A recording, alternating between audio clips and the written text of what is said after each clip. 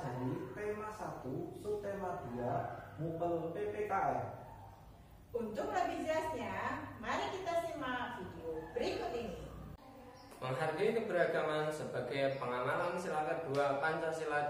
Nah, apakah kalian sudah tahu lambang sila kedua? Pak Wagiran yakin kamu atau kalian pasti sudah tahu.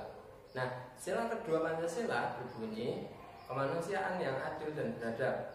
Nah, lambang sila kedua adalah mata rantai yang membentuk lingkaran. Salah satu pengamalan sila kedua Pancasila adalah menghargai keberagaman. Nah, salah satu contohnya ada teman yang suka membaca, bermain mobil-mobilan, dan juga bermain boneka. Itu harus kalian hargai ya. Selanjutnya kita akan mempelajari tentang menyikapi keberagaman yang ada di sekolah.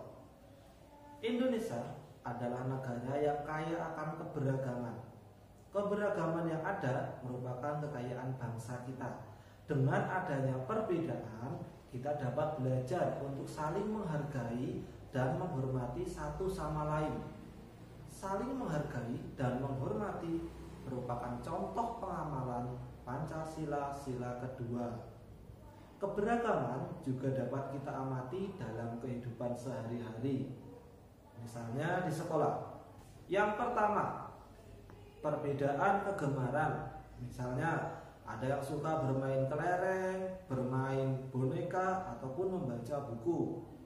Yang kedua, perbedaan makanan kesukaan. Ada yang suka telur, ada yang suka sayur, atau ada juga yang suka buah.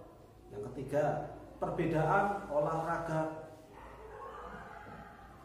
Misalnya ada yang suka sepak bola, ada yang suka bulu tangkis, atau ada yang suka kasti. Untuk perbedaan yang terakhir, yang keempat, yaitu adalah perbedaan cita-cita. Misalnya ada yang ingin menjadi dokter, ada yang ingin menjadi guru, ada yang menjadi pilot, polisi, dan sebagainya. Selanjutnya, menghargai perbedaan dengan hidup rukun dan kerjasama.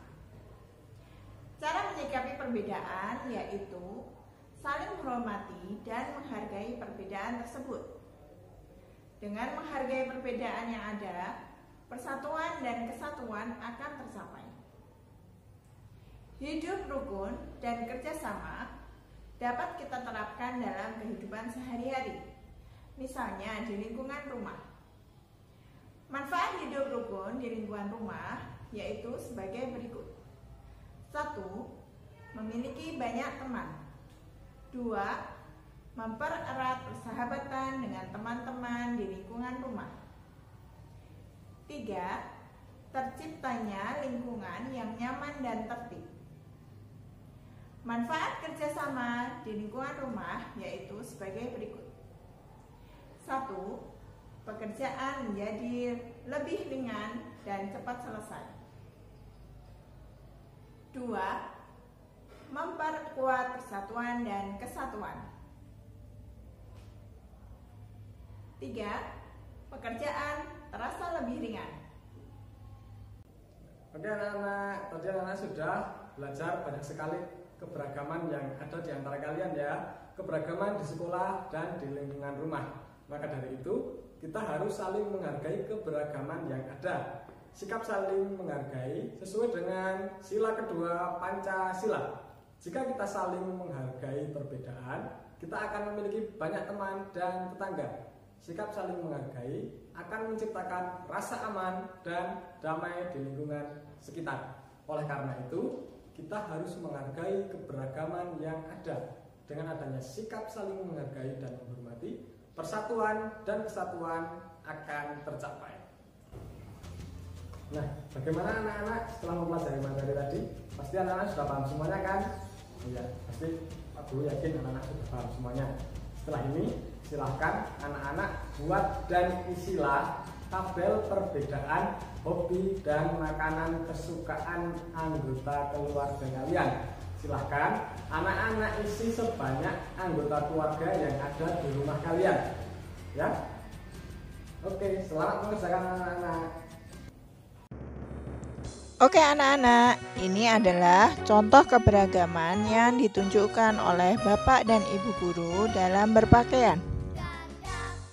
Pak Wakiran memakai baju batik lengan panjang dan bersepatu.